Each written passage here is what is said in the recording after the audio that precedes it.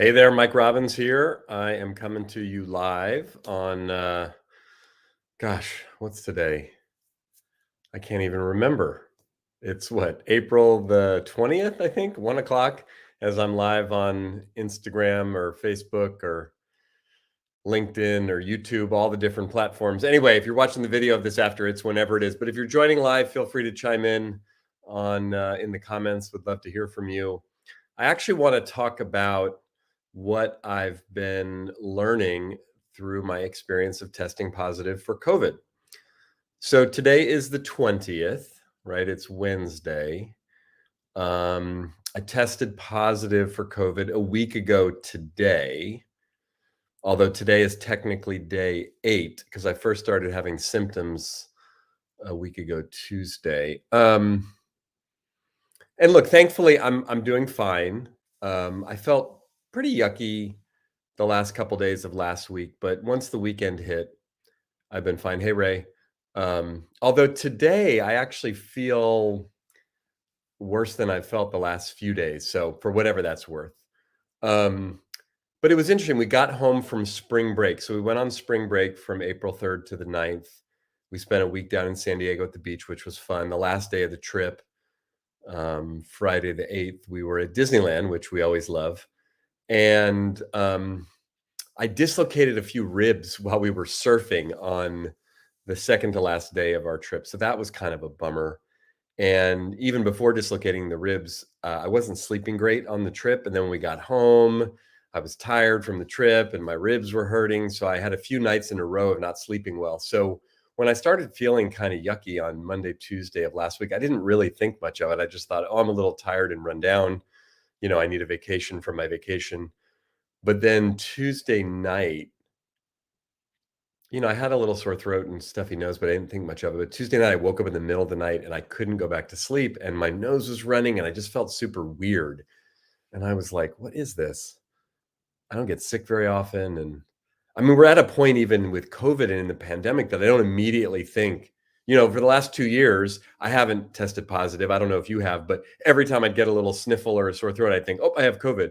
And I've tested myself so many times and had to get tested for events and different things. I mean, and there's been a handful of times I was convinced I had it only to find out I didn't. So no one in my house has tested positive the whole 25 months or so. But I ended up deciding to take a test last Wednesday morning because I'm like, let me just ease my mind. I'm sure it's not COVID, but I got it in my head. Maybe that's it, and that'll just make me feel better. So I take the test, and I'm doing the dishes in the kitchen. It's early in the morning.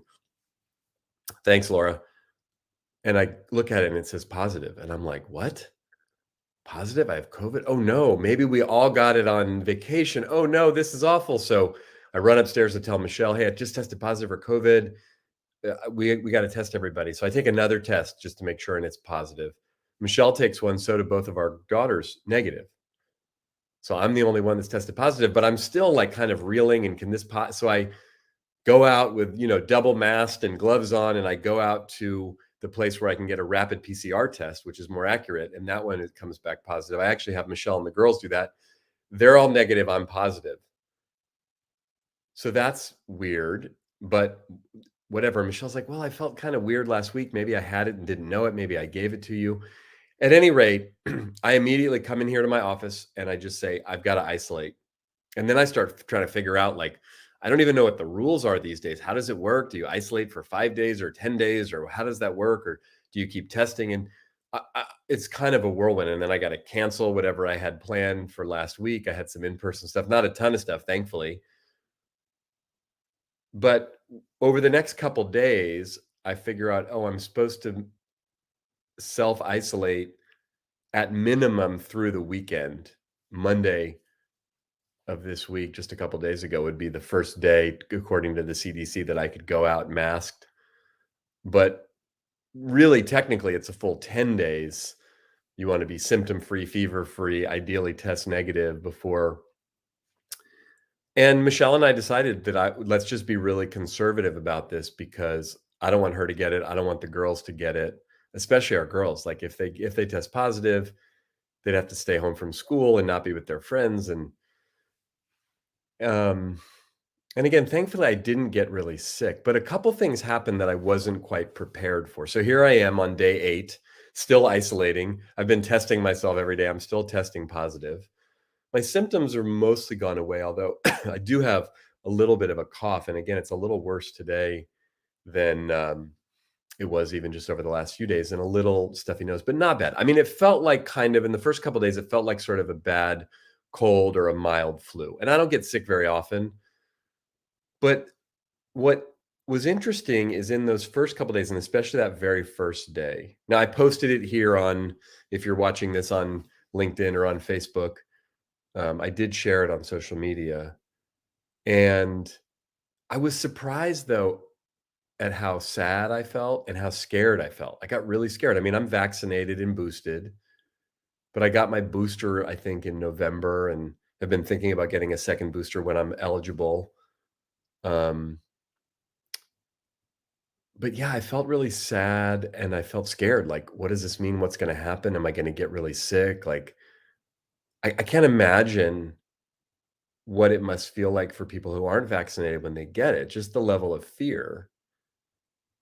But it had me, and then I also was feeling angry, confused, like, how did I get it in the family not get it? Grateful that they didn't have it, but also kind of like, if they had all tested positive, that would have sucked for all of us, but we'd all be sort of quarantined and isolated together.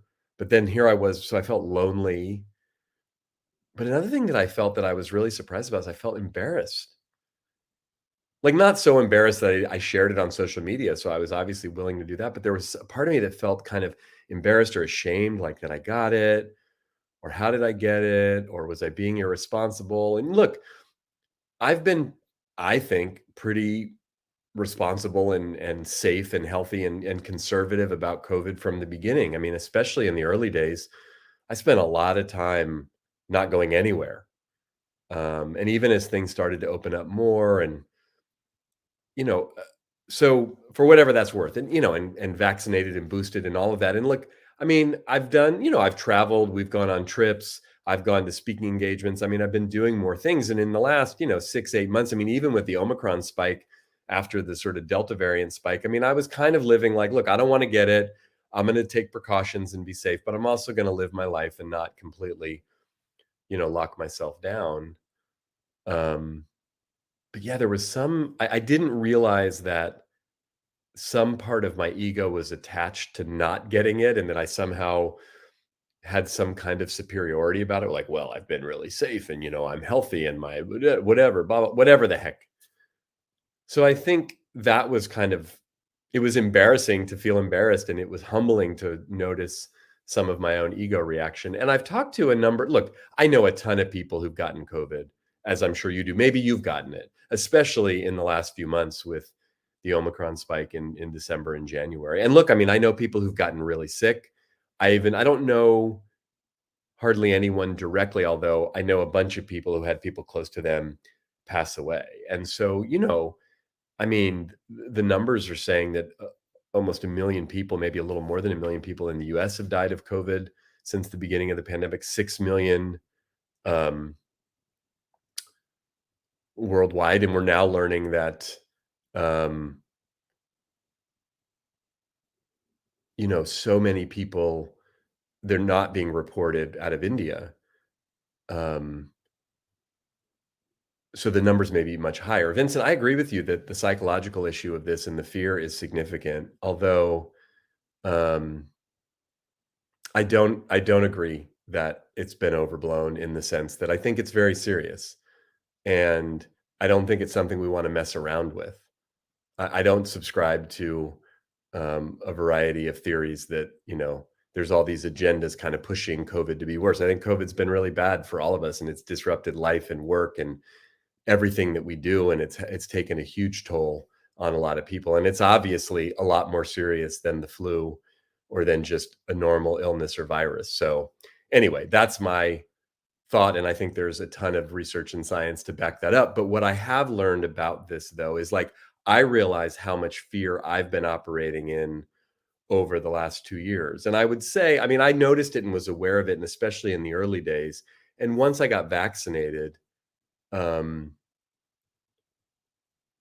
I felt better. And when we all started getting vaccinated, you remember, right? The idea was that the vaccine was going to help us stay safe from getting it as well as getting really sick. And we've now learned, of course, that the vaccine itself doesn't seem to protect us all that much, if at all, from getting the virus, especially Delta and Omicron and these, variants. But it does apparently protect us quite a bit from getting really sick or being hospitalized or, God forbid, passing away. Um, and so I've been less afraid of COVID, but I do think in some ways, one of the things that's been a benefit of getting it is now I feel less scared of it. Although I'm mindful of the fact that it's very real and it's still here. I know we don't want it to believe it. And I would like for the pandemic to be over. I wanted it to be over a long time ago, but it's still here. And it seems like just from talking to people in the UK and seeing some of the numbers there in the East Coast, it's like, this Omicron and the subvariant and the subvariants of the subvariant or whatever. I don't know a lot about the epidemiology of it, but they seem like they're more and more and more contagious. The one thing I'll say to you is look, and it seems to vary quite a bit, the severity of when people get it. I have a friend, as I've been posting about this, a lot of people have been reaching out to me or texting me or private messaging me or whatever, sharing their own experience, either having it in the past or currently having it. I have a good friend who lives in the Midwest who got it like a day or two before I did. And she got really sick. And thankfully she's doing much better. But she and I were emailing back and forth, and she was just saying, I thought because I'm healthy and I'm vaccinated and boosted, like I would be fine. And she was like, I was really humbled by and almost embarrassed by the severity of how sick I got, which again is so weird that we pass all this judgment on each other. Like this is a virus. This isn't personal. And yeah, there are certain actions we can take that keep us safer and some that are less safe. But the reality is and it's random. I mean, I got it and my family apparently didn't. Our older daughter Samantha's best friend got it a few months back, and they were together like the day before she tested positive.